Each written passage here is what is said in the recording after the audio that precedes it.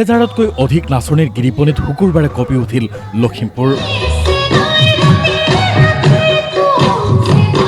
লখিমপুৰৰ সোণাপুৰত শুকুৰবাৰে একেলগে নাচিলে 2000তকৈ অধিক নাচনীয়ে। ৰঙানদী কেন্দ্ৰীয় ৰঙালী মহোৎসৱৰ আৰম্ভণিৰ দিনটোতে বৰ্ণাঢ্য এই অনুষ্ঠানে মন মুহিলে হাজাৰ হাজাৰ ৰাইজক। সৃষ্টি হ'ল এক অনন্য পৰিৱেশৰ।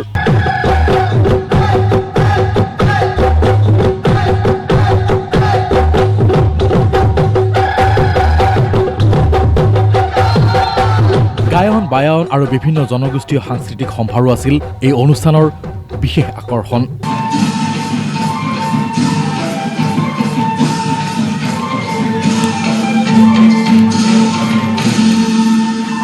যুৱনেতা ঋষিৰাজ হাজৰিকাৰ নেতৃত্বত আয়োজিত ৰঙালী মহোৎসৱত অংশগ্ৰহণ কৰে মন্ত্ৰী পীয়ুষ হাজৰিকা আৰু বিধায়ক মানৱ ডেকাই। অনুষ্ঠানত অংশগ্ৰহণ কৰিলে শিল্পী মাধুৰীমা চৌধুৰী, নয়ন নিৰ্বাণকে ধৰি 10 গৰাকী শিল্পীয়ে।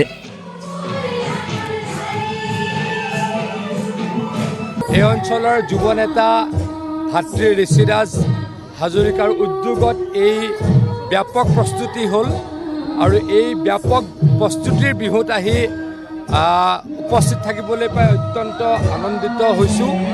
সকলোকে বিহুৰ শুভেচ্ছা জ্ঞাপন কৰিছোঁ। ৰঙালী বিহু সকলোৰে কাৰণে সুখময় হওক, তাৰ কাৰণে ভগৱানৰ ওচৰত প্ৰাৰ্থনা জনাইছোঁ। আমাৰ ৰঙানদী বিধানসভা সমষ্টি আমি আইসকলক, আমাৰ ভনীসকলক আমি ৰঙানদীৰ লখিমী হিচাপে আমি তেওঁলোকক সম্বোধন কৰিছোঁ। অৰ্থাৎ আমাৰ প্ৰতিগৰাকী আমাৰ ভাই ভনী, আমাৰ সকলোৰে ভনী আৰু সকলোৰে আই হিচাপে আমি তেওঁলোকক সম্বোধন কৰিছোঁ। কেৱল বিহুৱে নহয়, আহিবলগীয়া সময়ত আমি তেওঁলোকৰ লগত বিভিন্ন ধৰণৰ সাংস্কৃতিকভাৱে এই ৰঙানদী বিধানসভা সমষ্টিটো অসমৰ লগত সংযোজন কৰিবৰ কাৰণে আমি প্ৰতিবাৰে কাম কৰিম।